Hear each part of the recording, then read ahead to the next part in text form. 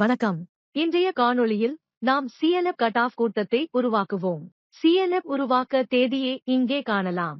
உருவாக்கம் 23 முதல் 11 முதல் 2020 வரை. நீங்கள் 3 புள்ளிகளை கிளிக் செய்ய வேண்டும். நீங்கள் இங்கே கூட்டத்தை உருவாக்கு என்பதை கிளிக் செய்ய வேண்டும். நீங்கள் ஒரு சந்திப்பை உருவாக்கியவுடன் இங்கே ஒரு புதிய பக்கம் உங்கள் முன் தோன்றும். உங்களுக்கு ஒரு சந்திப்பு வகை.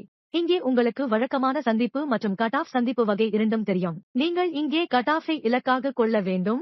ஏனென்றால் உங்கள் புதிய CLF 11 அல்லது 11ற்கும் குறைவான மீட்டிங் கொண்டதாக இருந்தால் வழக்கமான மீட்டிங்குகளை ஒவ்வொன்றாக பதிவு செய்யலாம். ஆனால் உங்கள் CLF மிகவும் பழையதாகவும் 12 அல்லது அதற்கு மேற்பட்ட மீட்டிங்குகள் ஏற்கனவே நடந்ததாகவும் இருந்தால் அந்த கான கட் ஆஃப் என்றையே இன்று செய்வோம். அதன் 50வது கூட்டம் ஏற்கனவே நடைபெற்றுள்ளது. 51 சந்திப்பு. CLF இதைச் செய்துள்ளது. எனவே முதலில் நாம் இங்கே செல்ல வேண்டும். சந்திப்பு தேதி மற்றும் சந்திப்பு எண். நீங்கள் அதை தேர்ந்தெடுக்க வேண்டும். முதலில் சந்திப்பு தேதி. நாங்கள் நிதியாண்டை எடுத்துக்கொள்வோம். மார்ச் மாதம், மார்ச் 31ஆம் தேதி 2024 வரை CLF தணிக்கை செய்யப்பட்டிருந்தால் அதே தேதியை நாங்கள் எடுத்துக்கொள்வோம். நாங்கள் ஒரு கட் ஆஃப் பதிவைச் செய்வோம். சரி, ஒரு டேட் எடுத்துக்கொள்வோம். மார்ச் மாதம். மார்ச் 31 2024. நான் ஒரு டேட்டிங் எடுத்தேன். சந்திப்பு எண். நாம் 51ஐ எடுப்போம்.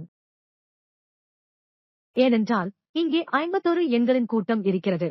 2024ஆம் ஆண்டு மார்ச் 31ஆம் தேதி நிகழ்ந்தது. அப்போ நீங்க அந்த மீட்டிங் நம்பரை எடுத்துக்கணும். நீங்கள் அதே சந்திப்பு தேதியை எடுக்க வேண்டும். கூட்டத்தை உருவாக்கு என்பதை கிளிக் செய்வோம்.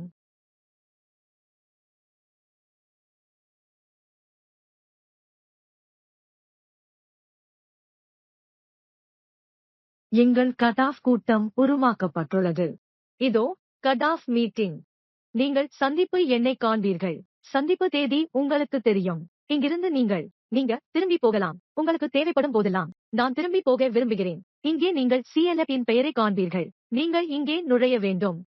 நன்றி.